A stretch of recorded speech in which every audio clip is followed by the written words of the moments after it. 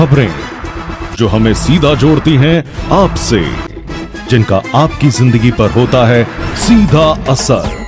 खबर का मतलब है एक भरोसा, और आपका भरोसा है हमारी जिम्मेदारी। ATL टीवी, भरोसा अलवर का। नमस्कार, ATL टीवी के सभी दर्शकों का स्वागत है। खबरों के साथ मैं अर्चना जैन। बढ़ते हैं आज के हेडलाइंस के साथ।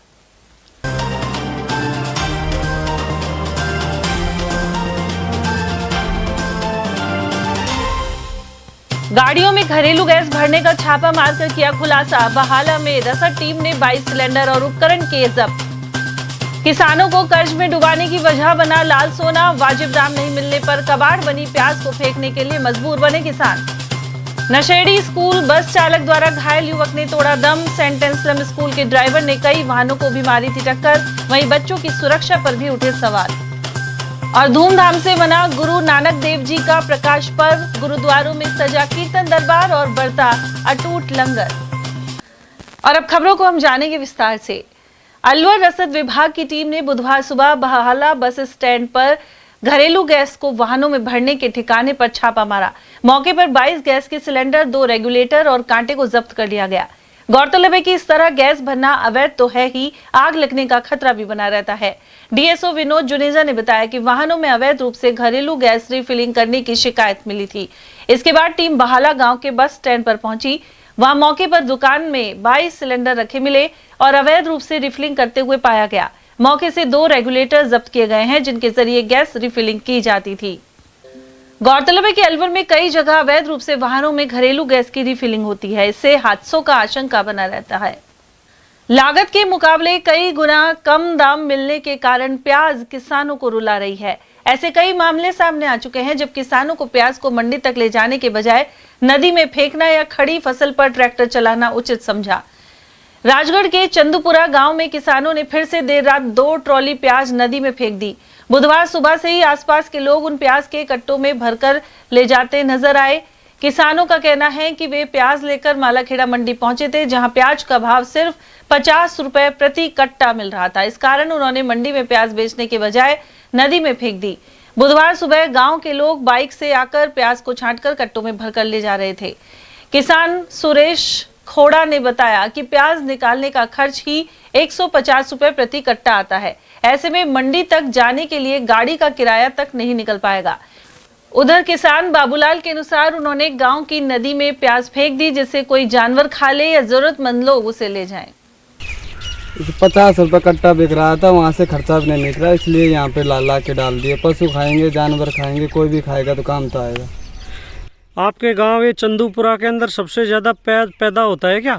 खूब होता है, लगभग 90% प्याज पैदा होता है।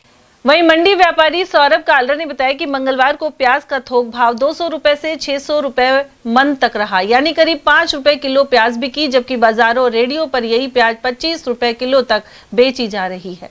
तो आज हमारे गांव की नदी में फिर प्याज पटक दिए गए हैं और ये बाबा के प्याज है। बाबा आप क्यों पटक के गए हुए नदी में प्याज? भाई लिया ही ना, जब काय करा इनको कारण 100 रुपये कट्टा लगाया ना दिया। अब 100 में तो यहाँ गाय ढोर खा लेंगे, जो ही बढ़िया है। और कोई ले जाएंगे? और कोई ले जाए खावाड़ा तो 2-2, 3 से 5-5 किलो तो ले जाएंगे खावा को। तो सरकार से क्या कहना चाहते हो आप? सरकार से भाई काय खा बता भाई प्याज का दाम बढ़ाया जाए तो बढ़ाया किसान जाए, मारा बढ़ाया जाएगा। खाएं बने निर्यात ना खोल रही सरकार तो। उधर मालाखेड़ा संवाददाता के अनुसार आर्थिक उन्नति का प्रतीक रही लाल सोना यानी प्याज किसानों को कर्ज और ब्याज में डुबो सकती है। प्रति बीघा 50,000 तक के घाटे ने उनकी कमर तोड़ दी है, लेकिन ऐसे संकट में कोई सुध लेने वाला नहीं है। अलवर ग्रामीण विधानसभा क्षेत्र में सैकड़ों किसानों ने दाम नहीं मिलने से लाल प्याज की फसल को खेतों में ही जोत दिया। इसके अलावा शेष रही प्याज की क्वालिटी हालिया बारिश और बूंदाबांदी से खराब हो रही है। रहमत खान, जमशेद, कालू खान, श्यामलाल बैरवा, राधे, कालू जाटव, राजेश यादव, जौहरी लाल यादव आदि किसानों ने यह जानकारी दी। उन्होंने कहा कि प्याज का न्यूनतम समर्थन मूल्य नहीं मिलता, साथ ही फसल बीमा योजना का लाभ भी नहीं मिल पा रहा। रहमत खान ने बताया कि किसान कर्जदार हो गए हैं, साथ ही घर खर्च चलाना भी मुश्किल हो गया है।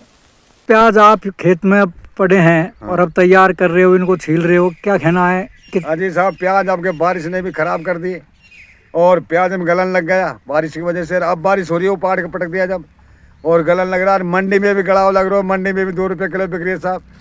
साल भर में 350 रुपया में एक यूरिया कट्टा है, जो 350 रुपया कट हो जा रहा प्याज को। काहे पटो, हमारे कुछ ना पटो। सरकार ने निर्यात बंद कर रखो, जमींदार तो बचक मर गो, कर्जा हो गया, बच्चा ने कहाँ से पढ़ाएं, कहाँ से खर्चो चलाएं। हमारी तो लागत बहुत लग गई। अब के 500 रुपया में तो मजदूर है साहब लगा हुआ। प्याज लगवाई जब 500 रुपया में एक आदमी आयो, 6000 रुपया बीघा की लगाई है साहब इनकी, तो बहुत जन है साहब। साहब 1 बीघा में 50,000 का नुकसान है, मेहनत सुर ब्याज सुर खर्चा सुर। अलवर जिले भर के किसानों ने इस बार लाल प्याज बोया, लेकिन उत्पादन कम, दाम ने निकाला दम। वहीं सरकार ने निर्यात से पीछे खींच लिए अपने कदम। इससे किसान पूरी तरीके से फिलहाल बेदम है और वह पूरे परिवार सहित खेत में जुटा हुआ है, क्योंकि पिछले दिनों बारिश होने के साथ प्याज की गुणवत्ता, रंग रूप खराब हो गया, उसको सुधारने में लग रहा है। लेकिन उसके बावजूद भी किसान को 2 से 3 रुपये किलो ही मुहैया हो रहे हैं, इसलिए वह मंडी में बेचने नहीं जा रहा और अब राम और राज की तरफ टकटकी लगाए बैठा है कि कोई उसकी सुने। लेकिन दुर्भाग्य है, इस देश में किसानों की समस्या को हल करने वाली कोई भी सरकार सही समय पर सही कदम नहीं लेती है। मैं अवधेश सिंह, ATL न्यूज। उधर अकबरपुर संवाददाता के अनुसार क्षेत्र में लाल प्याज की खेती ने इस बार फिर से सिर्फ घाटा ही दिया है। भाव तो पहले ही कम थे, लेकिन अब बरसात की मार से प्याज खराब होने से किसान की लागत नहीं निकल पा रही। किसान हब्बल यादव ने बताया कि बरसात होने के कारण प्याज में गलन आ गई। इसके अलावा जलेबी नामक रोग लग जाने की वजह से प्याज का विकास रुक गया था। वहीं मंडी में दाम भी पूरे नहीं मिल पा रहे। हालांकि किसान आगामी दिनों में भाव में उछाल आने की उम्मीद भी लगाए हुए हैं। जी, अब की बार प्याज घाटे का सौदा साबित हुई। करीब 1.5 बीघा प्याज में 1 लाख रुपए के लगभग खर्चा आ गया। इसी कर में बिक्री करके आया हूँ। 1 बीघा में अब की प्याज की बरसात की वजह से खराबी भी हो गई थी। 13 कट्टे निकले। 13 कट्टे मैंने 511 की रेट में बेचे। भाव तो अच्छा मिल गया। अगर बाजार देखने में 511 की रेट से 8,000 रुपये का खर्चा वो प्याज की बिक्री आई। अब ये समझ नहीं आ रहा मजदूरों को दूँ, खाद वाले को चुकाऊँ या फिर समझ ही नहीं आ रहा है। बहुत ज़्यादा नुकसान हो गया अगली बार प्याज में। तो कितने बीघे में बोई थी आपने? मैंने 1.5 बीघा एक बोई और 1.25 बीघा के लगभग एक बोई। 1.5 बीघा तो मेरी ये समझो जो बता रहा हूँ अभी मैं आप 8,000 रुपये, 1.5 लाख रुपये का 1 लाख रुपये का खर्चे में 8,000 रुपये आए। अलवर के एनईबी थाना क्षेत्र में नशे में धुत स्कूल बस चालक ने कई वाहनों को टक्कर मारते हुए एक युवक को भी कुचल दिया, जिससे उसकी मौत हो गई। गौरतलब है कि सेंट एंसलम स्कूल की बस को चला रहे ड्राइवर ने मंगलवार दोपहर यह घटना की थी। इस दौरान जख्मी हुए युवक ने गत देर रात दम तोड़ दिया। जानकारी के अनुसार बांदीकुई के लीलोस गांव निवासी नाथुराम महावर का 26 वर्षीय पुत्र छोटू महावर परिवार सहित सूर्यनगर जैन मंदिर के पास रहता था। वह ठेला लगाकर जीवन यापन कर रहा था। मंगलवार दोपहर छोटू घर से कुछ दूरी पर सड़क किनारे खड़ा था और इसी दौरान अनियंत्रित बस ने उसे टक्कर मार दी। सामान्य चिकित्सालय में देर रात करीब 2:30 बजे उपचार के दौरान छोटू की मौत हो गई। परिजनों ने बताया कि युवक 12वीं पास करने के बाद ITI की तैयारी करने की इच्छा रखता था और परिवार ने इसके लिए उसे अनुमति भी दे दी थी, लेकिन अचानक हुए इस हादसे ने परिवार के सपनों को चकनाचूर कर दिया। पुलिस ने पोस्टमार्टम करवाकर शव परिजनों को सुपुर्द कर दिया और आरोपी बस चालक के खिलाफ मामला दर्ज कर जांच शुरू कर दी है। अब साहब हमने देखा नहीं कुछ भी, हमको बाद में पता लगा जब हम आए। क्या पता लगा? तुम्हारे ऐसा लगा कि तेरा लाला छोटू है और इसका एक्सीडेंट हो चुका है, तो हमको अस्पताल में यहाँ लिया है। वो टाइम फिर हमको बुलाया है दूसरे के हाथ। कहाँ पे हुआ एक्सीडेंट? 200 फुट रोड, नमन होटल के पास में, जो खुदनपुरी रोड जा रहा है उसमें। स्कूल बस्ती के हमने सब देखा, बाद में देखा, हमको पता नहीं था उस टाइम। हाँ, स्कूल बस्ती, स्कूल की बस थी। क्या काम करता था ये? पढ़ाई करता था। अच्छा, कौन सी क्लास में? 12वीं पास की थी इसने और ये ITI की सोच रहा था कि मैं ITI करूँगा पापा। अच्छा, कितने बच्चे हैं आपके? बच्चे मेरे 4 हैं। ये मैं एक बच्चा रह गया, 2 बच्ची रह गई। उल्लेखनीय है कि अलवर शहर में दोपहर करीब 2:30 बजे खुदनपुरी मोड़ के निकट सेंट एंसलम स्कूल की बस ने पहले एक व्यक्ति और फिर कार सहित कई वाहनों को पीछे से टक्कर मार दी थी। आखिर में बस डिवाइडर के दूसरी तरफ जाते समय खंबे से भिड़ गई थी। इस स्कूल बस में उस समय 2 बच्चे भी थे। भीड़ एकत्रित होने के चलते ड्राइवर खिसक लिया था। कुल मिलाकर स्कूल बसों में ड्राइव के लिए जाने से पहले चालकों की जांच विद्यालय प्रबंधन को भी करनी होगी, अन्यथा बच्चों की जान भी खतरे में आ सकती है। अलवर में बुधवार को गुरु नानक देव जी का प्रकाश पर्व धूमधाम से मनाया गया। इस अवसर पर शहर के मालाखेड़ा गेट, दाऊदपुर, एनएबी सहित शिवाजी पार्क के गुरुद्वारों में कीर्तन दरबार सजा और लंगर किया गया। वहीं मालाखेड़ा गेट स्थित गुरुद्वारे में सुबह रागी जत्थों द्वारा प्रस्तुति दी गई, साथ ही अटूट लंगर हुआ।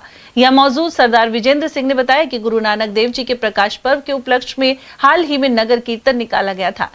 वहीं बुधवार को अखंड पाठ समापन पर भोग पड़ा और कई अन्य कार्यक्रम आयोजित हुए हैं। धन श्री गुरु नानक देव जी के प्रकाश उत्सव दिया भाई संगतां नूं लख लख बधाई होवे। परसों 3 तारीख नूं नगर कीर्तन कढ़िया गया सी। उस तो बाद अज परसों तो श्री अखंड पाठ साहब आरंभ सन, अज समाप्ति रही है। उस तो बाद हुण दीवान सजाए जा रहे हैं। संगतां हुम के पुजण दी किरपालता करो। वाहिगुरू जी का खालसा, वाहिगुरू जी की फतेह। उधर प्रकाश पर्व पर लाजपत नगर गुरुद्वारे में भी आयोजन हुए। यहाँ 11 दिनों तक लगातार प्रभात फेरियां निकली। हेड ग्रंथी के अनुसार बुधवार को सुबह 10 बजे अखंड पाठ साहिब का भोग पड़ा और इसके बाद कीर्तन दीवान सजाया गया, साथ ही अरदास भी की गई। धन श्री गुरु नानक देव जी के प्रकाश पर्व की समूह साध संगत नूं लख लख बधाई होवे। अज स्कीम नंबर 2 गुरुद्वारा साहब विखे सवेरे 10 बजे श्री अखंड पाठ साहब जी के भोग पे।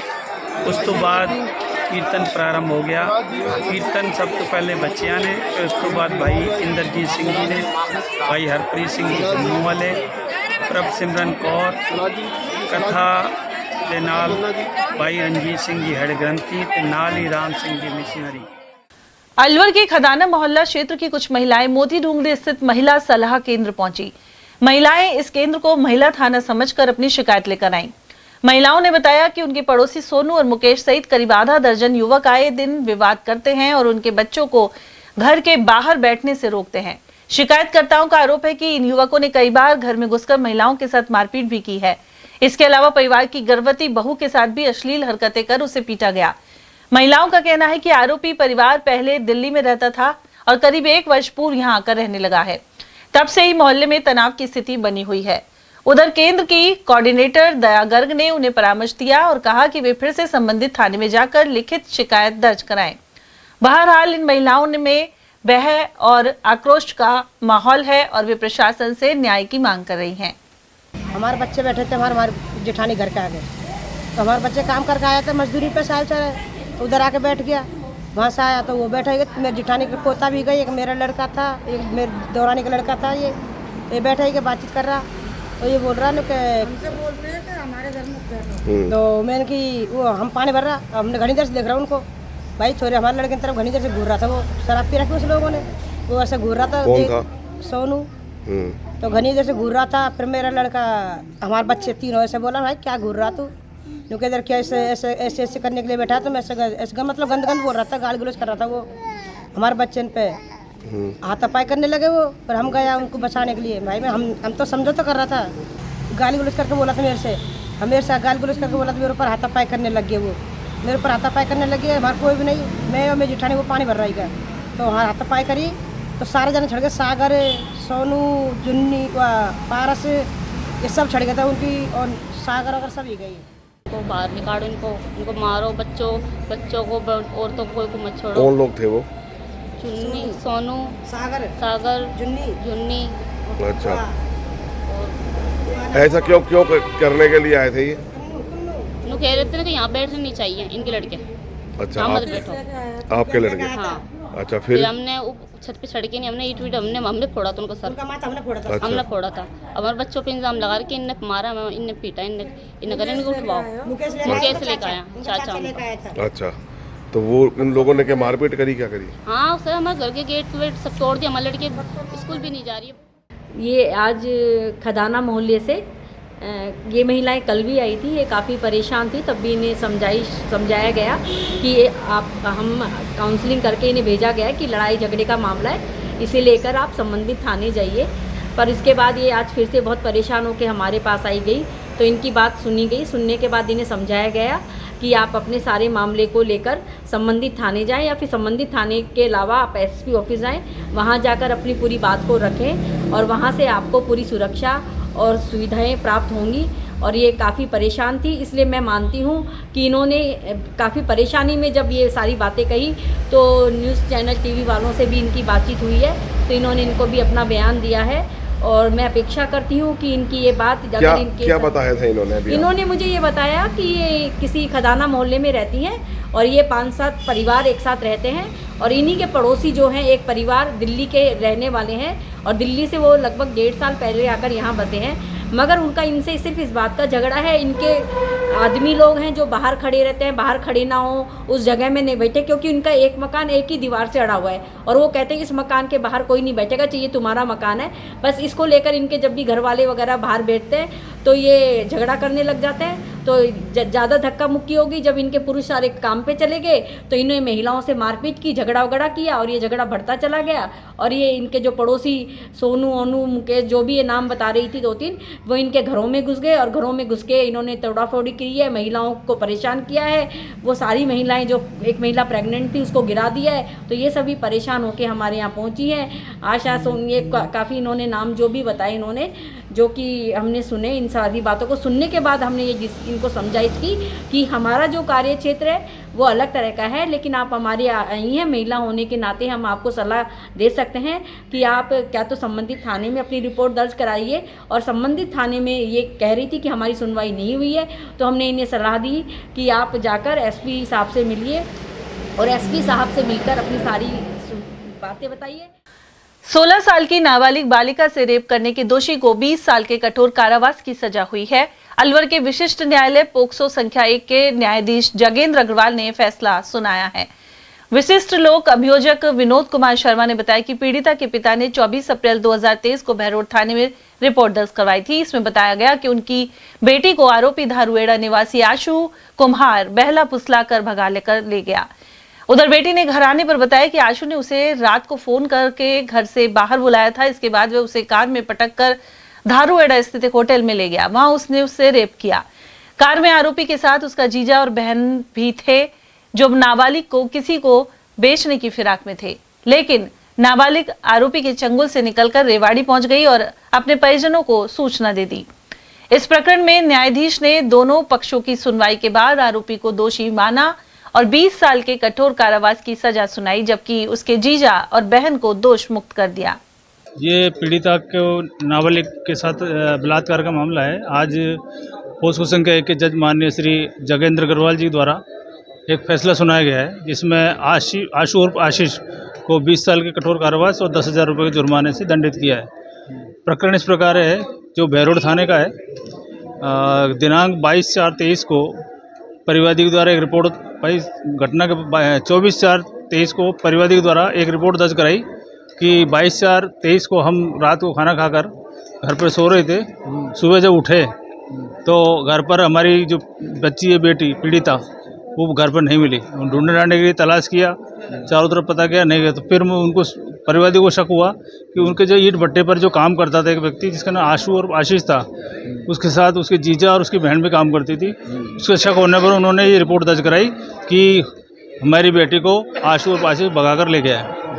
उसके पश्चात पीड़िता जब आई तो पीड़िता से पूछने पर पता लगा, पीड़िता ने बताया कि 22/4 की रात्रि को आशु ने फ़ोन करके घर से बाहर बुलाया और उसको गाड़ी में पटक कर ले गया, जिस गाड़ी में उसके जीजा और बहन दोनों मौजूद थे। और वो चूँकि धारुड़ा का रहने वाला था और धारुड़ा में एक होटल में ले जाकर उसको बंद कर दिया कमरे में, और उस कमरे में ही उसके साथ धारुड़ा में बलात्कार किया। जो नाबालिग पीड़िता थी, जिसकी उम्र करीब 16 वर्ष थी, और वहाँ पर उसे 2-3 दिन तक लगातार उसको बंद रखा और उसके साथ दुष्कर्म किया। पीड़िता ने को वहाँ से उन्होंने भाई और जीजा और बहन और सब ने मिलकर बेचने का भी फिराक थी, लेकिन वो किसी प्रकार से उसे निकलकर और रेवाड़ी आ गई। रेवाड़ी आने के पश्चात उसने अपने पिताजी को फ़ोन किया, तो रेवाड़ी उनके पिता और भाई आए और पीड़िता को फिर वो बहरोड अपने लेके गए, वहाँ पर उन्होंने रिपोर्ट दर्ज कराई थी। तो इस प्रकरण में माननीय न्यायालय द्वारा आशु और आशीष को 20 वर्ष कठोर सजा और 10,000 रुपये जुर्माना।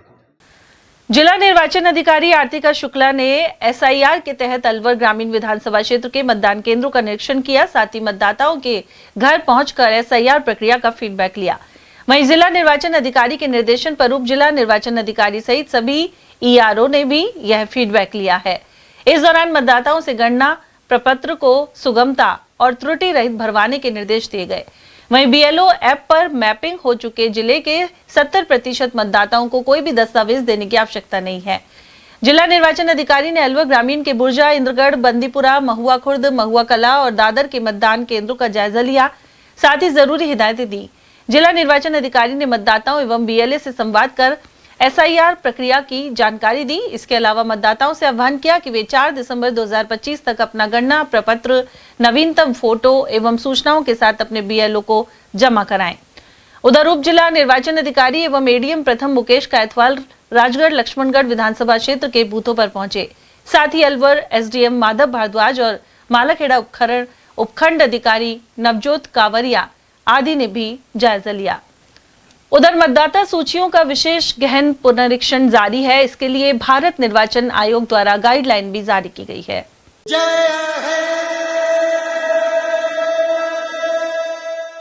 हेलो मैम, आप कैसे हैं? मैं अच्छी हूँ अभिलाषा, आप बताओ। मैम मैं अच्छी हूँ। मैम आप मुझे ये बताइए एसआईआर क्या है? देखो, राजस्थान में मतदाता सूचियों की जांच के लिए विशेष गहन पुनरीक्षण कार्यक्रम प्रारंभ हुआ है और इस कार्यक्रम के तहत राज्य के प्रत्येक मतदाता जिनका नाम 2025 की मतदाता सूची में है, सभी को इन्यूमरेशन फॉर्म अर्थात गणना प्रपत्र भरना होगा। मैम मुझे वही तो जानना है कि ये गणना प्रपत्र में हमें भरना क्या है? गणना प्रपत्र बहुत आसान और सरल है। सिर्फ एक ही पेज का गणना प्रपत्र। सिर्फ एक पेज का? बिल्कुल, एक ही पेज का गणना प्रपत्र है और उसमें भी कुछ सूचनाएं पहले से ही प्रिंटेड है। उसमें आपका नाम है, एपिक नंबर है, भाग संख्या है, विधानसभा क्षेत्र का नाम है और पुरानी फोटो इसमें पहले से लगी हुई है।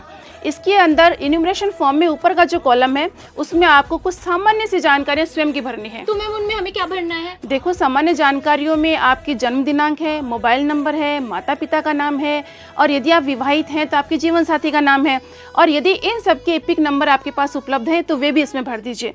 इन्यूमरेशन फॉर्म में ये ऊपर का पार्ट है, नीचे के पार्ट में मैपिंग से संबंधित सूचनाएं भरनी है। मैम मैपिंग क्या होती है? मैपिंग देखो, राजस्थान में जो मतदाता हैं उनकी विगत एसआईआर की मतदाता सूचियों से मैपिंग कर ली गई है। जैसे राजस्थान में विगत एसआईआर 2002 में हुआ था या फिर देश के किसी अन्य राज्य में किसी और समय भी हुआ है, तो यदि उस मतदाता सूची में मतदाता का स्वयं का नाम है, इस स्थिति में इन्यूमरेशन फॉर्म में नीचे के पार्ट में बाएं भाग में वो सभी सूचनाएं भरनी है। तो अगर मैम उसमें मेरा नाम नहीं है तो? यदि 2002 की या विगत एसआईआर की मतदाता सूचियों में आपका नाम नहीं है और आपके किसी रिश्तेदार का नाम है, रिश्तेदार जैसे? रिश्तेदार जैसे आपके माता पिता, दादा दादी या नाना नानी हो सकते हैं, तो इनकी वो सभी सूचनाएं इसके दाएं कॉलम में भरनी है ताकि आपका उनसे लिंक हो सके। तो मैम मैपिंग से फायदा क्या होगा? मैपिंग से ही फायदा ये है कि राजस्थान में एसआईआर की प्रक्रिया आसानी से पूरी होगी। वो इस प्रकार कि निर्वाचन विभाग ने पहले से ही राज्य के 70% से अधिक मतदाताओं की मैपिंग विगत एसआईआर की मतदाता सूचियों से कर ली है।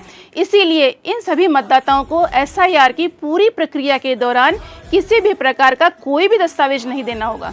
वाह मैम, ये तो अच्छा है। तो हम अभी भी मैपिंग करवा सकते हैं? बिल्कुल, आपके घर जब बीएलओ आएंगे 4 नवंबर से 4 दिसंबर के बीच में गणना प्रपत्र भरवाने, तो उनकी मदद से या फिर आप स्वयं भी ईसीआई की वेबसाइट पर, जिसका लिंक सीओ राजस्थान की वेबसाइट पर भी है, उस पर सभी राज्यों की मतदाता सूचियां अपलोड कर दी गई हैं। आप वहां से भी देख सकते हैं कि विगत एसआईआर में आपका नाम किस सूची में है। तो मैम मेरे पापा आज से 10 साल पहले राजस्थान आए थे, तो क्या उनकी मैपिंग हो सकती है? बिल्कुल, वही वेबसाइट पर जाइए, वहाँ पर सभी सूचियाँ अपलोड की गई है, वहाँ से देखिए और मैपिंग करवाइए। अरे वाह मैम, ये तो अच्छा है, मैं समझ गई हूँ। अब आप मुझे ये बताइए कि गणना प्रपत्र में डॉक्यूमेंट्स क्या देने हैं? गणना प्रपत्र में जब पहला चरण शुरू हुआ है इन्यूमरेशन फॉर्म भरने का, जब बीएलओ आपके घर आएंगे और अधिकतम बीएलओ आपके घर 3 बार आएंगे 4 नवंबर से 4 दिसंबर के बीच में, इस चरण में राजस्थान के किसी भी मतदाता को कोई भी डॉक्यूमेंट नहीं देना होगा। वाह मैम, ये बहुत अच्छा है। तो मैम अगर मुझे अपने बीएलओ से कनेक्ट करना है तो मैं कैसे करूँ? अगर आपको अपने बीएलओ से कनेक्ट करना है तो ईसीआई नेट पर, जो ईसीआई का एक पोर्टल है, उसके ऊपर एक नई सुविधा प्रारंभ की गई है, book A call with BLO. आप अपने बीएलओ को कॉल बुक करें और वो आपको सभी प्रकार की जानकारियां देंगे। रोडवेज रिटायर्ड एम्प्लॉयज एसोसिएशन की बैठक अलवर बस स्टैंड स्थित शाखा कार्यालय में आयोजित की गई। इस दौरान रिटायर्ड कर्मचारियों के पेंशन और बकाया परिलाभ सहित विभिन्न मुद्दों पर चर्चा की गई। सचिव गंगाराम शर्मा ने बताया कि राज्य सरकार द्वारा निगम एवं मंडल आदि में ओल्ड पेंशन स्कीम को बंद किया जा सकता है। ऐसे में 11 नवंबर को काली पट्टी बांधकर विरोध दर्ज कराया जाएगा। साथ ही 18 नवंबर को जयपुर में विशाल धरना प्रदर्शन में अलवर से भी रोडवेज के मौजूदा एवं रिटायर्ड कर्मचारी पहुंचेंगे। साथ ही अधिगम भत्ते को भुगतान की मांग भी उठाई जा रही है। मुख्य रूप से राज्य सरकार ने जो 9 अक्टूबर को एक ऑर्डर जारी किया है कि राजस्थान में जितने निगम, बोर्ड, मंडल, स्वच्छता संस्थाएं ये है, अगर वो चाहें तो ओपीएस को बंद कर सकती है। ये बहुत ही घातक निर्णय किया है सरकार ने।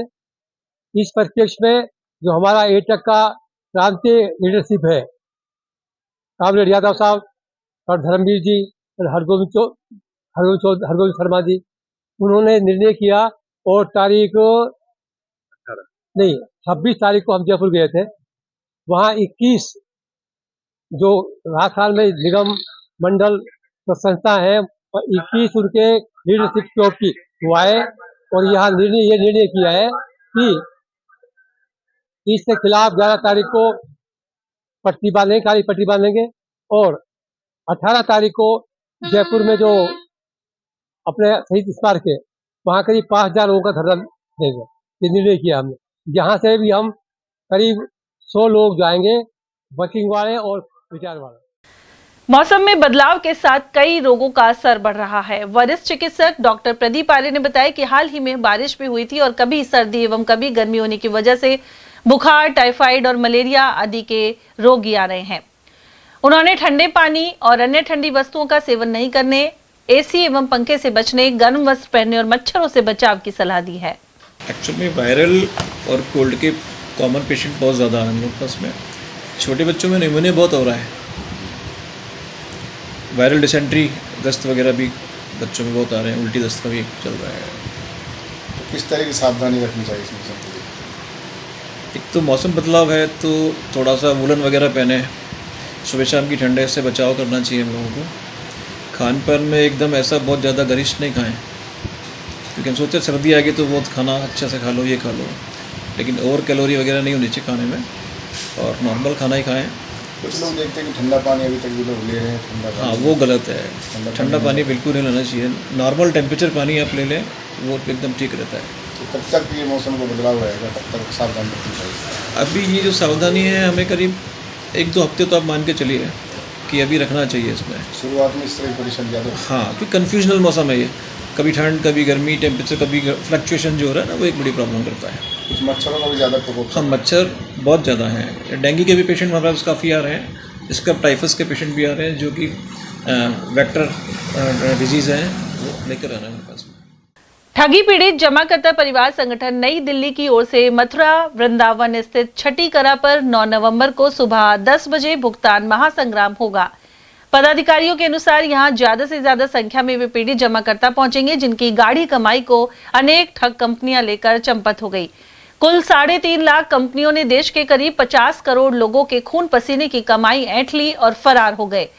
इस राशि को वापस दिलाने के लिए भारत सरकार ने बर्ड्स एक्ट बनाया है। इसके तहत अपर जिलाधिकारी द्वारा आवेदन लेकर जमा धन का 2 से 3 गुना 180 कार्य दिवस में भुगतान कराने का प्रावधान है, लेकिन अपर जिलाधिकारी भुगतान नहीं करवाकर कानून की अवहेलना कर रहे हैं। ऐसे में यह भुगतान महासंग्राम किया जा रहा है।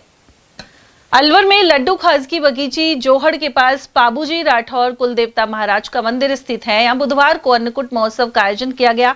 श्रद्धालुओं ने बताया कि यह कार्यक्रम 5 साल से किया जा रहा है। रात्रि को बाबा के मंदिर पर प्रसाद बनाया गया और सुबह पूजा अर्चना के बाद भोग अर्पित किया गया। इसके बाद प्रसाद वितरण हुआ। ये पाबूजी महाराज के स्थान पर हुआ है, पहले भी कई बार किया था और फिर अब की बार 4-5 बार कर चुके हैं। कितने बजे शुरू हुआ था इसके? ये शाम को ही बनाने लग गए थे और सुबह 6 बजे से चालू कर दिया था। हमारे यहाँ अन्नकूट महोत्सव हर साल मनाया जाता है, काफ़ी सालों से हम मना रहे हैं। ये पाबूजी राठौड़ का अन्नकूट है जो हर साल मनाते हैं, हमारे कुलदेवता हैं। हमारे यहाँ हर साल आज हमारे रात को प्रसाद वितरण किया गया था। जो सुबह 6 बजे से स्टार्ट किया गया था। सुबह 6 बजे से बाजरा, कड़ी सब्जी और दाल मोठ ये प्रबंध किया गया था। और कब मनाते हो ये लोग? ये कार्तिक मास से एक दिन पहले मनाते हैं। अलवर के सूर्यनगर रोड पर खुदनपुरी स्थित जोहड़ वाले श्री चमत्कारी शिव मंदिर में शिव महापुराण कथा जारी है। राष्ट्रीय संत स्वामी कमलदास बापू ने बुधवार को चौथे दिन भगवान शिव के समस्त व्रतों की कथा सुनाई। उन्होंने कहा कि जो निर्मल मन से भगवान शिव के व्रतों को और करके उनकी कथाओं को सुनते हैं, उनकी समस्त मनोकामनाएं अवश्य पूरी होती है। समालखा हरियाणा में 78वें निरंकारी संत समागम का समापन हो गया। इसमें अलवर परिक्षेत्र से बड़ी संख्या में श्रद्धालु पहुंचे। इस दौरान सदगुरु माता सुदीक्षा महाराज ने कहा कि निरंकार परमात्मा द्वारा बनाए गए जगह की हर वस्तु बेहद खूबसूरत है। मनुष्य को अपनी विवेक बुद्धि को जागृत रखते हुए इसका सदुपयोग करना चाहिए। उन्होंने जगत कल्याण की दिशा में अग्रसर होने का दिव्य संदेश दिया। साथ ही कहा कि गुरु की शिक्षाओं के अंतर्गत रहते हुए भीतर की यात्रा हमें आत्मिक ऊर्जा से भरपूर करती है। वहीं इस वर्ष समागम के 4 दिन कवि दरबार के कार्यक्रम आयोजित किए गए। नेता प्रतिपक्ष टीकाराम जूली ने विधानसभा अध्यक्ष वासुदेव देवनानी के निवास पर पहुंचकर उनकी धर्मपत्नी स्वर्गीय इंदिरा के निधन पर शोक व्यक्त किया। उन्होंने छाया चित्र पर पुष्प अर्पित कर श्रद्धांजलि दी। साथ ही देवनानी परिवार को अपनी सांत्वना दी। गौरतलब है कि विधानसभा अध्यक्ष की धर्मपत्नी का बीमारी के बाद हाल ही में निधन हो गया था। उधर इस मौके पर उपनेता प्रतिपक्ष रामकेश मीणा, विधायक अमित चाचान, विकास चौधरी, अजमेर कांग्रेस जिला अध्यक्ष और अन्य पदाधिकारी भी मौजूद रहे। कोटपुतली में बबलू बबेरवाल के नेतृत्व में सैनी विकास संगठन द्वारा आयोजित 6वां सामूहिक विवाह सम्मेलन संपन्न हो गया है। इस उपलक्ष्य में 551 कन्याओं को तिलक लगाकर रक्षा सूत्र बांधकर भोजन करवाया गया। साथ ही भेंट प्रदान की गई। गौरतलब है कि 2 नवंबर को 9 जोड़ों का विवाह संपन्न हुआ था। उधर आयोजन में सहयोग देने वाले भामाशाह और कार्यकर्ताओं का आभार व्यक्त हुआ। इसी क्रम में प्रधान संरक्षक देवी साय सैनी सहित बबेरवाल की संयुक्त अध्यक्षता में बैठक आयोजित की गई। उधर विवाह सम्मेलन के आय व्यय का ब्यौरा 23 नवंबर को होने वाली बैठक में रखा जाएगा। इस मौके पर बाबूलाल सैनी, पूर्णमल भगत, सुआलाल सैनी, रामरतन सैनी, रामउतार मिस्त्री, रामस्वरूप रोलावण, राम सिंह और रामनिवास सैनी आदि मौजूद रहे। अलवर कृषि उपज मंडी में कपास, बाजरे और सरसों की आवक जारी है, लेकिन इस बार बारिश के कारण नुकसान के साथ ही क्वालिटी पर असर पड़ने से किसान मायूस हैं। व्यापारी सुरेश जलालपुरिया ने बताया कि प्रतिदिन करीब 3000 बोरी सरसों की आवक हो रही है और दाम 6200 से लेकर 6800 रुपए प्रति क्विंटल बने हुए हैं। इसके अलावा कपास के भाव 5500 से लेकर 7100 रुपए चल रहे हैं। वहीं बाजरा 2050 से लेकर 2700 रुपए प्रति क्विंटल बना हुआ है। इसके अलावा किसानों को प्याज में भारी नुकसान हो रहा है। विदेशों में निर्यात बंद होना भी इसकी वजह है। इसके अलावा क्वालिटी हल्की होने के कारण दाम भी कम मिल रहे हैं। सर, मंडी में कपास और बाजरे का सीजन है, तो कितनी आवक है, कैसी क्वालिटी, क्या भाव है, क्या जानकारी? अलवर कृषि उपज मंडी में वर्तमान में सरसों कम रूप में आ रही है। वर्तमान में 3-1000 कट्टे करीब सरसों आ रही हैं, जिनका भाव हमारे यहाँ 6850 रुपये ऊपर में और नीचे में 6200 रुपये करीब चल रहे हैं। इसी प्रकार बाजरा भी कुछ कम आ रहा है। आज बाजरा मैं समझता हूँ कि 1000 कट्टे की आमद थी और भाव नीचे में 2050 से लेकर 2700 तक के भाव क्वालिटी वाइज चल रहे हैं। कपास का सर क्या मानना है? कपास जो है आज करीब में 2000 पोटे की आवक थी और भाव नीचे में लगा 5-5.5 हज़ार से लेकर ऊपर में 7180 रुपये कपास बिका है। पिछले साल के मुकाबले इस बार कपास का थोड़ा सा क्वालिटी थोड़ा कमज़ोर है और भाव फिर भी ठीक है। सर, ये जो भाव हैं आपको लगता है कि किसान के लिए ठीक है? नहीं, किसान की इस बार जो बारिश का मार पड़ी है बाजरे में और कपास में, प्याज में, इनसे मैं मतलब किसान बहुत दुखी है और किसान को इस बार बड़ी परेशानी का सामना करना पड़ रहा है क्योंकि बाजरा कोई समर्थन मूल्य पर नहीं खरीदा गया। इसी प्रकार ने कपास और प्याज का कोई ऐसा समर्थन मूल्य है जिस पर किसानों को राहत मिल सके। इसलिए किसान इस बार तीनों फसलों को लेकर थोड़ा परेशानी में। सर, अभी आपने जिस तरह से प्याज की बात की, तो प्याज में जो स्थिति है कि 5 रुपये किलो बिक्री है, तो मुझे नहीं लगता कि लागत भी उसमें निकलेगी। तो कितना नुकसान किसानों का हो, क्योंकि लाखों किसानों पर असर पड़ रहा है। प्याज का व्यापारी और हमारा अनाज का व्यापारी एक ही व्यापारी होता है, उससे हम सुनते हैं, जुड़े हुए हैं। हालांकि ये प्याज जो है फल सब्जी मंडी का काम है, लेकिन इस बार किसान की कोई लागत का प्याज में नहीं निकल रही और प्याज के भाव को देखते हुए किसान इस बार नुकसान में। अब लगता है सरकार को कुछ कदम उठाना चाहिए। सरकार अगर कोई योजना बनाती है तो वो आगामी वर्ष के लिए बन सकती है। वर्तमान में इस समय इतनी जल्दीबाजी में कोई योजना बनना या किसी तरह से किसान को मूल्य का हाथ देना संभव नहीं दिख रहा। सर, निर्यात सरकार कर सकती है विदेशों में, निर्यात पर बैन है अभी तक। नहीं, ऐसा मुझे नहीं लगता कि इस समय कोई इतनी जल्दबाजी में कोई फैसला लेने से कोई भाव बढ़े।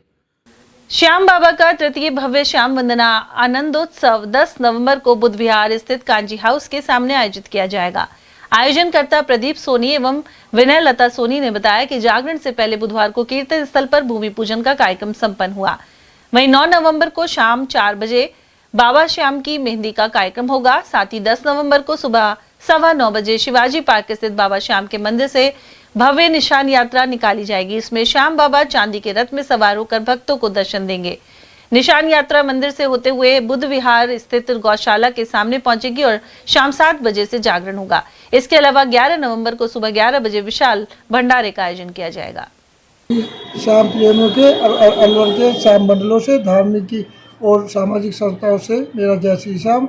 आज 10 नवंबर को होने वाले भव्य तृतीय श्री श्याम वंदना आनंद उत्सव के संदर्भ में आज भूमि पूजन हुआ, जिसमें अलवर के सभी श्याम प्रेमी, आसपास के सभी सामाजिक और धार्मिक संस्थाओं के कई सदस्य आए और बाबा की भूमि पूजन के बाद कीर्तन की सफलता के लिए भूमि पूजन किया गया आज, जिसमें परिवार सब सम्मिलित थे। आगामी दिनों का बाबा का ये 3 दिन का भव्य उत्सव होगा, जिसमें 9 तारीख को शाम 4:15 बजे से गौशाला कीर्तन स्थल पर मेहंदी का प्रोग्राम होगा, जिसमें अलवर की सभी और जो भी श्याम प्रेमी के उनके परिवार की महिलाएं सादर आमंत्रित है, वो आए और आके हमारे परिवार को और बाबा की महिमा को बढ़ाए। बाबा के श्याम नाम की मेहंदी। और यहाँ लेंगे एक छोटा सा ब्रेक। आप देखते रहिए एयरटेल टीवी।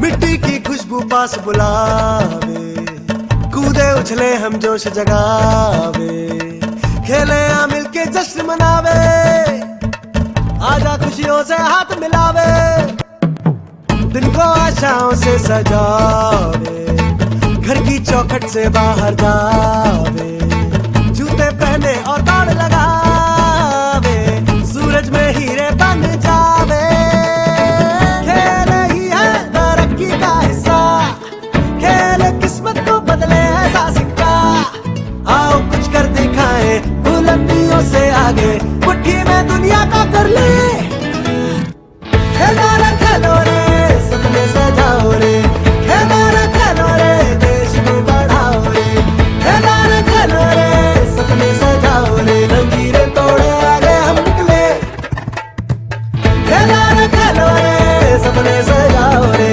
खेलो रे देश को बढ़ाओ रे, खेलो रे सपने सजाओ रे, लकीरें तोड़े आगे हम निकले।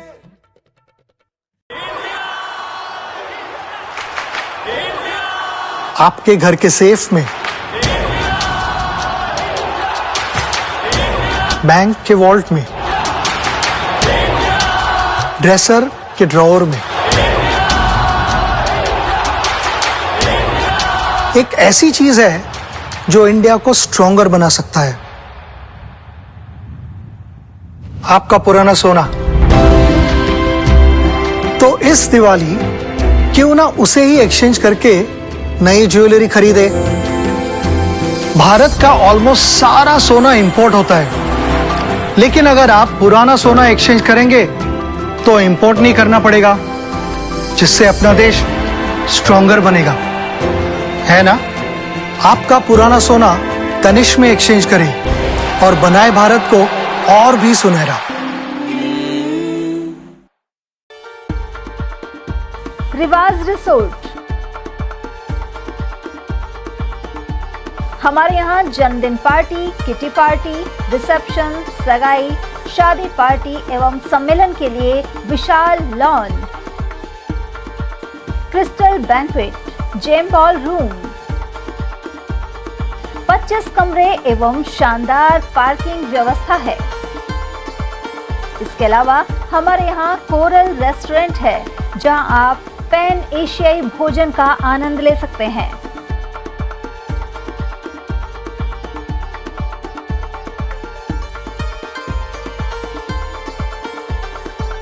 हमारे पास Indian, tandoori snacks, pasta, pizza, sandwich एवं चाइनीज व्यंजनों की व्यवस्था है। हमारा पता है Riwaj resort, company Bagh road, Alwar.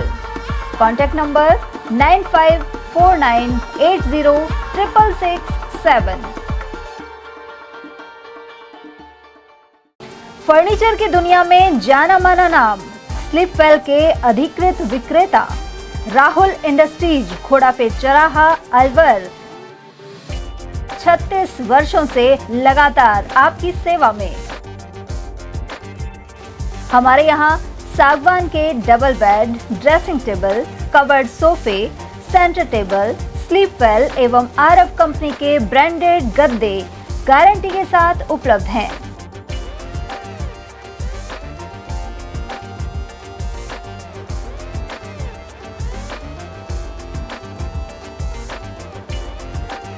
हमारे यहाँ सागवान फर्नीचर, कवर्ड सोफे ऑर्डर से भी बनाए जाते हैं। एक बार शोरूम पर पधारकर सेवा का मौका अवश्य दें। हमारी अन्य जगह कोई ब्रांच नहीं है। हमारा पता राहुल इंडस्ट्रीज, घोड़ाफेट चौराहा, Rajput hostel, Alwar. Mobile number 9461136318 and 9413536318। Khandelwal नमकीन, हमारे यहाँ उपलब्ध है शुद्ध देसी घी गजक, चॉकलेट ड्राई फ्रूट गजक, व्रत की फलाहारी नमकीन, फलाहारी बिस्किट, फलाहारी खाखरे, आलू वेफर्स, केला चिप्स, देसी घी आटा बिस्किट, देसी घी नान खटाई, काजू पिस्ता, बादाम पिस्ता और मल्टीग्रेन बिस्किट। नमकीन स्पेशल वैरायटी में तिल मठरी, मेथी मठरी, हींग सेव, मसाला मिक्स, बादाम लच्छा, झालमुरी, रोस्टेड नमकीन आदि भी मिलती हैं। हमारे यहाँ अनेक प्रकार के हेल्दी स्नैक्स भी मिलते हैं। पालक चिप्स, मूंग दाल चिप्स, मखाना चिप्स, चुकंदर चिप्स और आटा एवं सूजी के गोलगप्पे, कचौरी, समोसा, मठरी, चाट पपड़ी और रोस्टेड अलसी मठरी भी मिलती है। हमारा पता है खंडेलवाल नमकीन, स्टेशन रोड, गौशाला के पास, अलवर।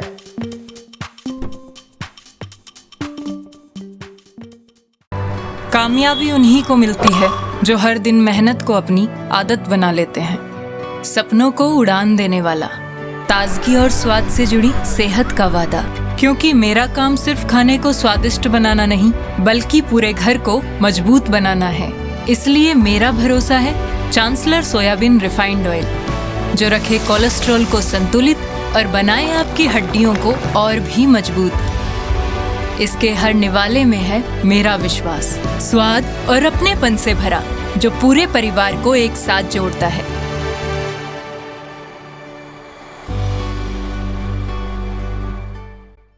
अलवर का अपना जाना पहचाना नाम स्ट्रॉन्गर स्पोर्ट्स फेयर, शहर का एकमात्र स्पोर्ट्स फेयर और गुड्स शोरूम, जहां इस वर्ष मिल रहा है ब्रांडेड ट्रैक सूट्स पर धमाकेदार offer. Shiv Naresh, select, bold, stronger और जस्ट जैसे ब्रांड्स पर मिल रहा है भारी डिस्काउंट। और हाँ, हर ट्रैक सूट के साथ एक जैकेट बिल्कुल फ्री। साथ ही निविया, कॉस्को, स्पोर्टन, योनेस, अल्फा, एसएस, एसजी और अन्य स्पोर्ट्स गुड्स पर भी जारी है विशेष छूट।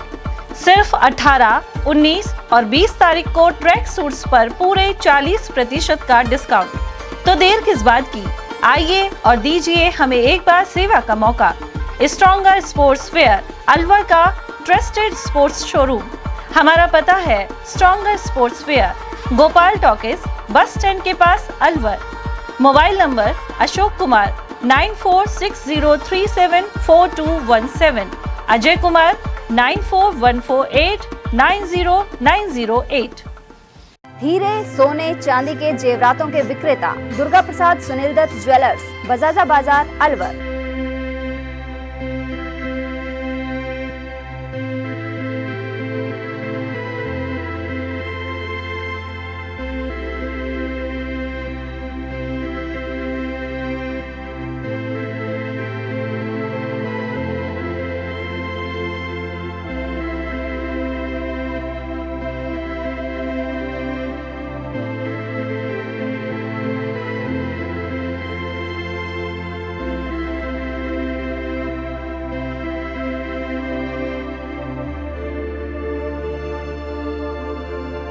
हीरे सोने चांदी के जेवरातों के विक्रेता Durga Prasad Sunil Dutt jewellers, Bajaja Bazaar, Alwar. Phone number 0144233853 and 2338663। फर्नीचर का 32 साल पुराना जाना माना नाम राहुल डेकोर। यहाँ आपकी लाडली बिटिया के लिए अथवा अपने घर के लिए सभी प्रकार का सागवान का फर्नीचर उपलब्ध है।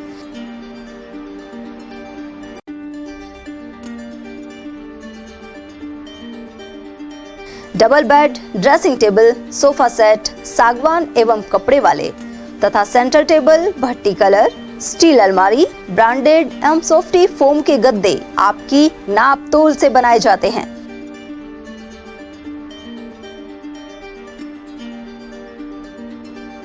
सभी सामान एक ही छत के नीचे उपलब्ध। हमारा पता है अलवर बोर्ड, जसवंत तिराहे से पहले, Kati Ghati, Alwar. Contact number 9414019769 and 9414019768। ब्रेक के बाद आप सभी का एक बार फिर से स्वागत है। भिवाड़ी डीटीओ कार्यालय के पास बुधवार सुबह 45 वर्षीय अज्ञात युवक का शव मिलने से क्षेत्र में सनसनी फैल गई। राहगीरों ने यहां एक मोटर ड्राइविंग स्कूल के बाहर पड़े शव को देखकर पुलिस को सूचना दी। इसके बाद मौके पर पहुंची भिवाड़ी थाना पुलिस ने जांच शुरू कर दी। फिलहाल मृतक की पहचान नहीं हो सकी है। पुलिस का कहना है कि मौत के कारणों का खुलासा पोस्टमार्टम रिपोर्ट के बाद ही हो सकेगा। वहीं पुलिस आसपास के सीसीटीवी कैमरों की फुटेज भी खंगाल रही है। कार्तिक पूर्णिमा के अवसर पर मंदिरों में भजन, सत्संग और पूजन किया गया। बुधवार सुबह से ही मंदिरों में महिला श्रद्धालुओं का पहुंचना शुरू हो गया था। इसे देव दीपावली भी कहा जाता है। श्रद्धालु महिलाओं ने व्रत रखकर भगवान विष्णु एवं माता लक्ष्मी की पूजा अर्चना की, साथ ही प्रसाद वितरण भी किया गया। वहीं कार्तिक मास का स्नान कर रही महिलाओं ने उद्यापन किया और बालिकाओं को भोजन करवाया गया। साथ ही हवन यज्ञ और पूजा कर सुख समृद्धि की कामना की गई। खबर मालाखेड़ा से, जहां उपखंड के भंडोड़ी गांव स्थित गोपी सिद्ध महाराज और भैरूजी महाराज के मंदिर में बड़ी संख्या में भक्त दर्शन के लिए पहुंचे, साथ ही परिक्रमा की और भोग अर्पित किए। इस प्राचीन मंदिर में विधायक टीकाराम जूली के कोटे से इंटरलॉकिंग कार्य के अलावा सिंगल फेस ट्यूबवेल और सड़क निर्माण भी हुआ है। ऐसे में श्रद्धालुओं को सुविधा हो गई है। उधर गोपी सिद्ध बाबा के मंदिर में सैनी समाज के लोग भी पहुंचे और नवजात के जड़ूले उतरवाने की रस्म भी हुई। कार्तिक मास की पूर्णिमा के अवसर पर बुधवार को भर्तरी धाम में श्रद्धालुओं की भीड़ देखने को मिली। कार्तिक स्नान करने वाली महिलाओं ने यहां बहने वाली अमर गंगा में दीपदान किया, साथ ही विशेष पूजन किया गया। यहां अलवर जिले के अलावा प्रदेश भर से भक्त पहुंचे। गौरतलब है कि कार्तिक माह में आस्थावान महिलाएं सुबह जल्दी ही स्नान करती हैं और कथा सुनती हैं। वहीं मंदिरों में भी रोजाना दीपदान होता है। बुधवार को कार्तिक पूर्णिमा के अवसर पर पूजन हुआ और गुरुवार को अन्नकूट प्रसाद वितरण किया गया। कार्तिक की पूर्णमासी है, इस पर भीड़ है, काफ़ी अच्छी भीड़ है। इसमें क्या है, कार्तिक स्नान करने वाली जो महिलाएं हैं वो बाबा के यहाँ पाठ पूजा और बाबा के अमरगंगा में दीपदान वगैरह ये करती हैं। तो इसलिए आज बाबा की पूर्णमासी पर अच्छी भीड़ है।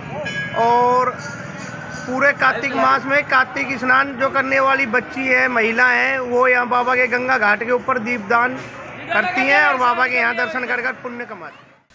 माधोगढ़ में किसानों को मुख्यमंत्री गोवर्धन योजना के तहत जैविक खेती के लिए केंचुए वितरित किए गए। इसके जरिए किसान जैविक खाद तैयार कर सकते हैं। साथ ही कृषि विभाग द्वारा अनुदान राशि दी जा रही है। खुशालगढ़, इंदौर, रायका और पुराना माधोगढ़ आदि गांवों के किसान जैविक खाद बनाने के लिए तैयारी कर रहे हैं। उधर कृषि पर्यवेक्षक अर्चना बुनकर ने बताया कि जैविक खाद में फसलों को जरूरी पोषक तत्व मिल जाते हैं। इससे मिट्टी की उर्वरता को बढ़ाया जा सकता है। वहीं किसान अपने घर पर ही वर्मी बेड बनाकर यह खाद तैयार कर सकते हैं। इसके लिए कृषि विभाग की ओर से 10,000 रुपए की अनुदान राशि दी जा रही है। जैविक खेती करके और अपने खेती में जो उत्पादन है उसको बढ़ा सकते हैं। अच्छा, जैसे अभी ये अन्य खाद आ रहे हैं उनकी तुलना में कितना उनकी तुलना में बेस्ट है। इससे क्या है कि मिट्टी भी खराब नहीं होगी, किसान के जैसे जो एक्स्ट्रा लागत है डीएपी यूरिया की वो लागत भी नहीं लगेगी। इसमें डीएपी यूरिया जो जितने भी कंपोनेंट्स होते हैं जैविक जो फसलों के पोषण के लिए आवश्यक होते हैं वो सभी जो जैविक खाद है उसमें अच्छे रहते हैं और ये मिट्टी की उर्वरता को भी बढ़ाती है। अच्छा, केंचुए किसान के मित्र माने जाते हैं? किसान के मित्र वो माने जाते हैं वर्मी।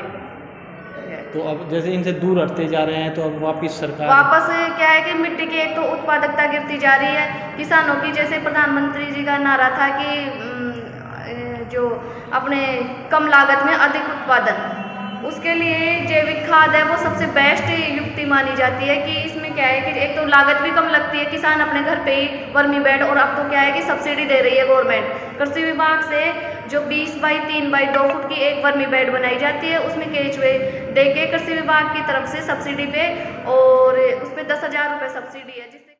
साहोड़ी बास पहाड़ी गुरुद्वारे में गुरु नानक साहिब का 556वां प्रकाश पर्व श्रद्धा एवं उल्लास के साथ मना। यहाँ 3 दिनों तक विशेष कार्यक्रम आयोजित हुआ, साथ ही बुधवार को लंगर किया गया। इस बारे में डॉक्टर वरयाम सिंह और गुरमीत सिंह ने जानकारी प्रदान की। इस दौरान शब्द कीर्तन हुए और अरदास की गई। उन्होंने कहा कि विश्व भर में इस समय शांति और एकता की बेहद आवश्यकता है और गुरु नानक देव ने शांति एवं प्रेम का संदेश दिया था। उन्होंने मेहनत करने, प्रभु के नाम सिमरन सहित लंगर के रूप में मिलकर भोजन के जरिए सौहार्द कायम रखने की सीख दी थी। मैं गुरमीत सिंह, पहाड़ी गुरुद्वारा सिख संगत। मैं ये बताना चाहता हूँ कि यहाँ गुरुद्वारा जो पहाड़ी के ऊपर है बहुत अच्छा है। यहाँ पे गुरु नानक देव जी का प्रकाश पर्व बहुत धूमधाम से मनाया गया। बहुत दूर दूर से संगत आई है। यहाँ अलवर से भी हमारे चेयरमैन साहब भी आए और हमारे और संगत भी आई है, और लोग बाग यहाँ से लोग आसपास गांव से भी आए हैं। तो मैं सबका बहुत बहुत शुक्राना करता हूँ। यहाँ उन्होंने आके लंगर छका। गुरु का अटूट लंगर चल रहा है। वाहिगुरु जी का खालसा, वाहिगुरु जी की फतेह। वाहिगुरु जी का खालसा, वाहिगुरु जी की फतेह। मैं doctor Waryam Singh, national vice president, world human rights protection commission, आज यहाँ गुरुद्वारा सावड़ी बास में श्री गुरु नानक साहिब जी का 556वां प्रकाश पर्व बड़ी श्रद्धा एवं हर्षोल्लास के साथ मनाया गया है। गुरु नानक साहब का जन्म ननकाना साहब में कार्तिक पूर्णिमा 1469 को हुआ था। तो यहाँ की जो सिख संगत है, आज उन्होंने गुरु नानक साहब का जो जन्म दिवस है, प्रकाश पुरब है, उसको मनाया जा रहा है। रागी जत्थों ने कीर्तन किया है, कथा वाचन हुआ है, अरदास की गई है। सर्व सांझीवालता के लिए पूरे संसार भर में शांति और एकता स्थापित करने के लिए अरदास की गई है, क्योंकि इस समय पूरे संसार में शांति और एकता की बहुत जरूरत है। और वहीं राजगढ़ स्थित गुरुद्वारा सिंह सभा की ओर से सिखों के प्रथम गुरु श्री गुरु नानक देव जी का 556वां प्रकाश पर्व अनेक कार्यक्रमों के साथ मना। गुरुद्वारा सिंह सभा के प्रवक्ता सुरजीत सिंह ने बताया कि इस दौरान गुरुद्वारे में चल रहे 3 दिवसीय श्री अखंड पाठ साहिब का बुधवार सुबह 10 बजे समापन हुआ। इसके बाद कीर्तन दरबार सजा, जिसमें हरनेक सिंह और सुरजीत सिंह सहित अन्य रागी जत्थों ने कीर्तन किया। प्रवक्ता सुरजीत सिंह ने बताया कि रात्रि में विशेष कीर्तन दरबार सजाया गया। इसके अलावा बच्चों का कवि दरबार हुआ और शब्द गायन किया गया। वहीं सैकड़ों श्रद्धालुओं ने पंगत में बैठकर लंगर छका। इस अवसर पर गुरुद्वारे को रोशनी से आकर्षक ढंग से सजाया गया। बड़े हर्ष का विषय है कि आज हमारे प्रथम गुरु गुरु नानक देव जी का प्रकाश पर्व बड़े हर्षोल्लास से मनाया जा रहा है। आज कार्यक्रम बहुत सारे हैं। पूर्व में जो प्रोग्राम हुए थे उनकी भी जानकारी दे दूं आपको। 30 अक्टूबर से प्रभात फेरी शुरुआत हुई थी, जिसका समापन 3 नवंबर को हुआ था। उसके बाद 3 नवंबर को सुबह 10:30 बजे अखंड पाठ साहब आरंभ हुआ था, जिसका समापन आज सुबह 11 बजे हुआ। इसके बाद भाई हरनेक सिंह और दास सुरजीत ने कीर्तन करा, संगत को निहाल किया। इसके बाद आप देख रहे हो गुरु का अटूट लंगर चल रहा है। शाम का दीवान सजेगा। शाम के दीवान में अलवर से भाई हरमीक सिंह जी आ रहे हैं कीर्तन के लिए, और छोटे छोटे बच्चों का कवि दरबार भी सजाया जाएगा। और उसके बाद शाम को भी अटूट लंगर बरतेगा। पूरी दुनिया में इस समय हर्षोल्लास है, क्योंकि गुरु नानक देव जी ने मानवता की खातिर बहुत कुछ खोया, बहुत कुछ दिया मानवता को। प्रदेश भर में सड़क दुर्घटनाओं पर लगाम लगाने और चालकों को भी जागरूक करने के लिए रेडकोर कंपनी द्वारा गतिविधियां की जा रही हैं। इसके तहत महुआ टोल नाके से गुजरने वाले वाहनों पर रिफ्लेक्टर लगाकर पंपलेट दिए जा रहे हैं। यह अभियान 4 दिसंबर तक चलेगा। इस मौके पर Redcore project manager Pankaj Mudgil, project engineer Pankaj Singh, Jarshed Khan, RPO Akram, Kamruddin, Israil और विनोद आदि उपस्थित रहे। और वहीं राजगढ़ पुलिस की ओर से कोठी नारायण चौकी के समीप मिशन सेफ राइड अभियान चलाया गया। इसके तहत वाहन चालकों को समझाइश की गई, साथ ही करीब 20 वाहनों के चालान भी काटे गए। थानाधिकारी राजेश मीणा ने बताया कि ग्रामीणों को ट्रैफिक नियमों का पालन करने सहित अन्य बिंदुओं पर जानकारी प्रदान की गई। ये मिशन सेफ राइड जो अभियान चल रहा है, जो जिसमें सड़क सुरक्षा जागरूकता अभियान भी है, इसके तहत हम आज पुलिस चौकी कोठी नारायणपुर थाना राजगढ़ में हमारे द्वारा जो काफ़ी लोगों को बुलाकर समझाइश की गई और जो बार बार जो गलती करे उनका हम जो बिना हेलमेट के, बिना सीट बेल्ट के जो भी चला रहे हैं उनका चालान कर रहे हैं। कल भी 20 चालान किया था, आज भी करीब 20 से 25 का टारगेट है। और विशेष तौर से शराब पीने वाले भी, उन पर भी बहुत निगरानी जारी है, उन पर भी सख्त कार्रवाई की जाएगी। बड़ौदा में कस्बे के समीपवर्ती ग्राम भटपुरा स्थित दादा सैनूर की दरगाह पर बुधवार को सैयद बाबा सैनूर का विशाल मेला भरा। यहाँ अनेक स्थानों से हजारों श्रद्धालु पहुंचे। दरगाह पर मौजूद मियां अशरफ ने बताया कि दादा की दरगाह पर प्रसाद चढ़ाकर मन्नतें मांगी गई। साथ ही अनेक प्रकार की दुकानों पर बच्चों और महिलाओं ने मेले का लुत्फ उठाया। साथ ही भटपुरा पंचायत और मेला कमेटी द्वारा विशाल कुश्ती दंगल का आयोजन भी किया गया। इसमें धर्मपाल तंवर ने रेफरी की भूमिका निभाई और अंतिम कुश्ती 51,000 की रही। बात खैरतल की, जहां श्री गुरु नानक जयंती महोत्सव धूमधाम से मना। गौरतलब है कि इस क्रम में पिछले कुछ दिनों से गुरुद्वारा से प्रभात फेरियां निकाली जा रही थी। वहीं कार्तिक पूर्णिमा के अवसर पर गुरु नानक जयंती मनाई गई और मातौर रोड स्थित श्री गुरु रामदास साहब गुरुद्वारा, गुरु नानक कॉलोनी स्थित गुरुद्वारे और झूले लाल मंदिर गुरुद्वारा साहिब में आयोजन हुए। वहीं पंजाबी समाज सभा द्वारा पाठ का आयोजन कर अटूट लंगर बरताया गया। इस अवसर पर पंजाबी सभा के अध्यक्ष भारत भूषण गुलानी, पूर्व अध्यक्ष कपिल शर्मा, मीडिया प्रभारी पंकज खुराना, किशन तनेजा, सुरजीत, मदन, महेश भल्ला और महेंद्र छाबड़ा आदि उपस्थित रहे। गुरु नानक जयंती के पावन पर्व पर पंजाबी सभा खैरतल ने सुबह पाठ करके और भोग लगाकर लंगर प्रसाद का कार्यक्रम रखा। बहुत ही पंजाबी समाज के सभी लोगों ने सुबह 5 बजे से सेवा करी और बहुत सुंदर कार्यक्रम बहुत सिस्टमेटिक तरीके से बिठाकर इंदिरा एपी स्कूल के बच्चों ने सेवादारी करी। साथ में पंजाबी समाज के परिवार के बच्चों ने भी सेवादारी कर और कार्यक्रम को सफल बनाया। जिन लोगों ने यहाँ कर हमें आशीर्वाद दिया, सभी को बहुत बहुत धन्यवाद। जी के 556वें जन्मदिन पर प्रकाश उत्सव पंजाबी समाज द्वारा मनाया जा रहा है। सभी सेवादार सुबह 5 बजे से सेवा करने में लगे हुए हैं और सब मिलजुल कर प्रसाद की लंगर की सेवा यहाँ पे हो रही है। सब हमने एकता कर जो प्रतीक है, सभी समाज मिलके कोई किसी का भेदभाव ना करके और सब एक साथ एक पंगत में बैठ के खाना खा रहे हैं। का खालसा वाहिगुरु जी की फतेह। आज पहले गुरु जगत गुरु धन गुरु नानक देव जी का प्रकाश पर्व है और ये गुरुद्वारा धन धन गुरु रामदास साहब जी पेट्रोल पंप के पास पुरानी मंडी में, तो यहाँ आज सुबह से गुरु साहब की गुरबाणी चली, सुखमनी साहब का पाठ साहब किया गया, उपरांत कीर्तन कथा हुई। इसके बाद संगतों के लिए अटूट लंगर बरताया जा रहा है। सर्वत संगत यहाँ गुरु साहब की आशीर्वाद प्राप्त करके खुशियाँ मना रही है। आज बहुत ही खुशी वाला दिन है कि सांझे गुरु जो गुरु नानक देव जी सबके गुरु हैं। खैरतल तिजारा जिले में भी मंगलवार से विशेष गहन पुनरीक्षण की औपचारिक शुरुआत हो गई है। अभियान के प्रथम चरण में जिले के 3 विधानसभा क्षेत्रों में बीएलओ घर घर जाकर मतदाताओं को गणना पत्र वितरित करेंगे। यह अभियान आगामी 1 माह तक संचालित किया जाएगा। प्रथम दिन किशनगढ़ बास विधानसभा क्षेत्र में 1139, तिजारा में 984 और मुंडावर में 303 गणना प्रपत्र वितरित किए गए।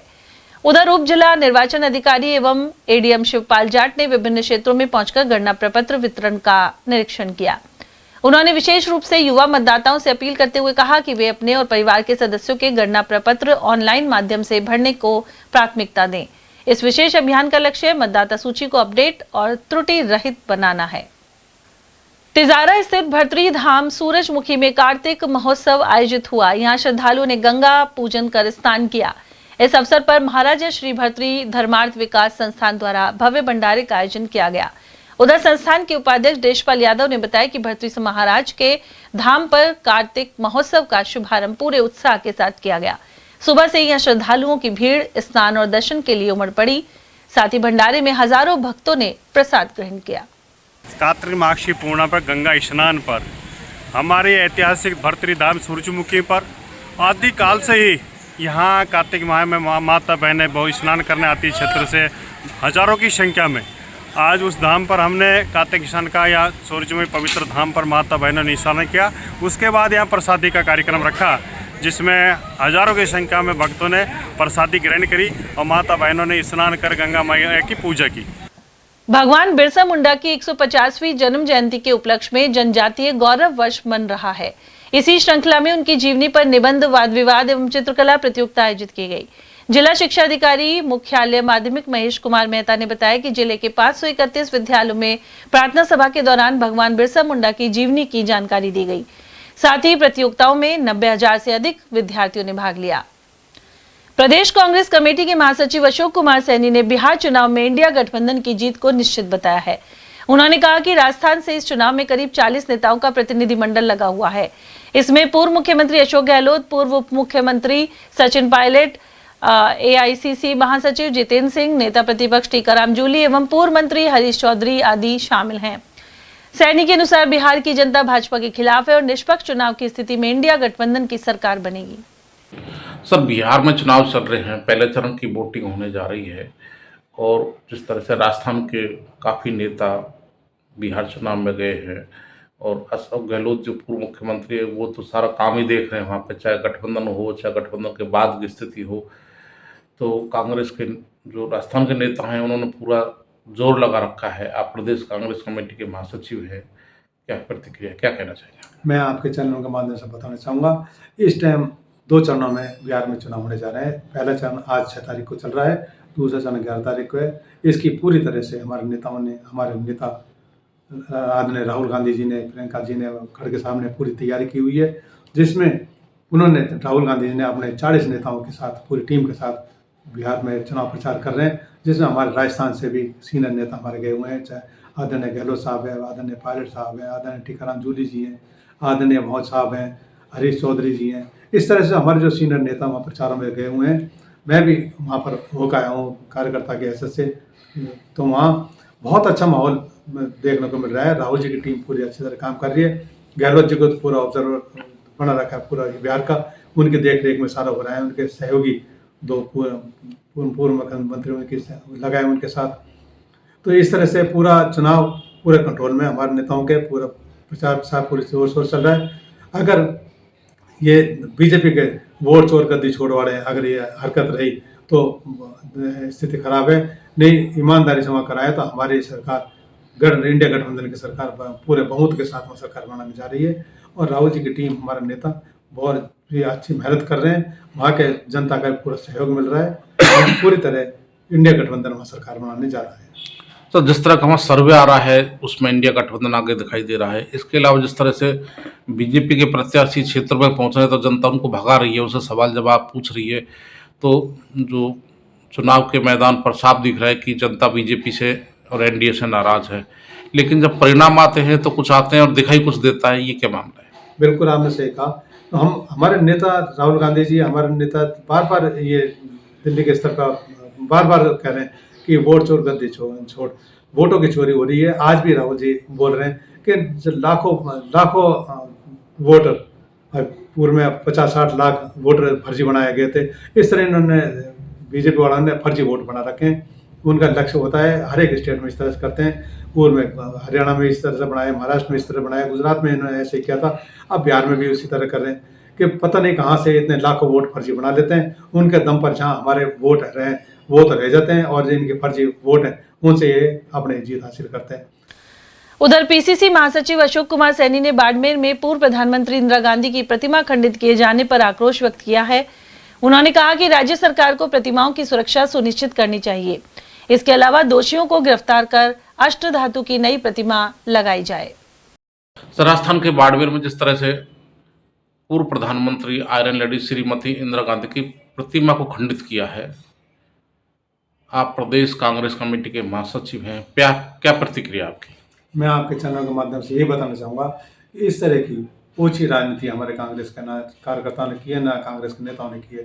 जिसने भी हमारे पूर्व प्रधानमंत्री आयरन लेडी आदरणीय स्वर्गीय श्रीमती इंदिरा गांधी जी की मूर्ति को जिस तरह बाड़मेर जिले में खंडित किया है, जिसने भी किया है, जिसने भी ये शरारत की है, शरारती तत्वों ने, उनके जिम्मेदारी सरकार की है, पर लोकल प्रशासन की है कि आज सरकार उनके वहाँ से लोकल स्थान जिले में वहाँ इनकी जांच करी जाए, दोषियों के खिलाफ कार्रवाई की जाए और शीघ्र जल्दी से जल्दी वहाँ दूसरी मूर्ति लगाई जाए।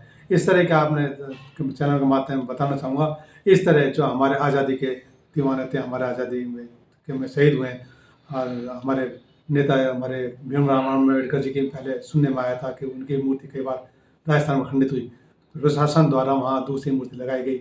इसी तरह से इंदिरा जी की जो मूर्ति खंडित हुई है, प्रशासन द्वारा, सरकार के द्वारा वहाँ दूसरी अष्टधातु की मूर्ति जो थी उसी तरह की वहाँ मूर्ति जल्दी जल्दी लगाई जाए, ताकि कांग्रेसी कार्यकर्ताओं में जो रोष है वो कम हो सके और प्रशासन को, सरकार को इस तरह से पूरे राजस्थान में ध्यान रखना चाहिए। प्रशासन लोकल प्रशासन की जिम्मेदारी व्यक्त करे, दो हमारे इस तरह आज़ादी के जो दीवाने जिनकी मूर्तियाँ लगी हुई है उनको खंडित होने से बचाए, कि जो जिस तरह शरारती तत्व जो ये ऐसे काम करते हैं, ऐसे के खिलाफ कठोर से कठोर कार्रवाई की जाए। और चलते चलते एक बार फिर से नजर डालेंगे मैच की हेडलाइंस पर।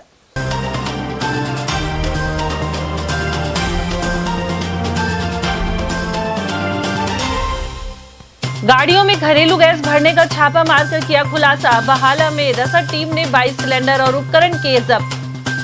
किसानों को कर्ज में डुबाने की वजह बना लाल सोना। वाजिब दाम नहीं मिलने पर कबाड़ बनी प्याज को फेंकने के लिए मजबूर बने किसान। नशेड़ी स्कूल बस चालक द्वारा घायल युवक ने तोड़ा दम। सेंट एंसलम स्कूल के ड्राइवर ने कई वाहनों को भी मारी थी टक्कर। वहीं बच्चों की सुरक्षा पर भी उठे सवाल। और धूमधाम से मना गुरु नानक देव जी का प्रकाश पर्व। गुरुद्वारों में सजा कीर्तन दरबार और बरता अटूट लंगर। इसी के साथ खबरों में आज इतना ही। दीजिए अर्चना जैन को इजाजत। नमस्कार।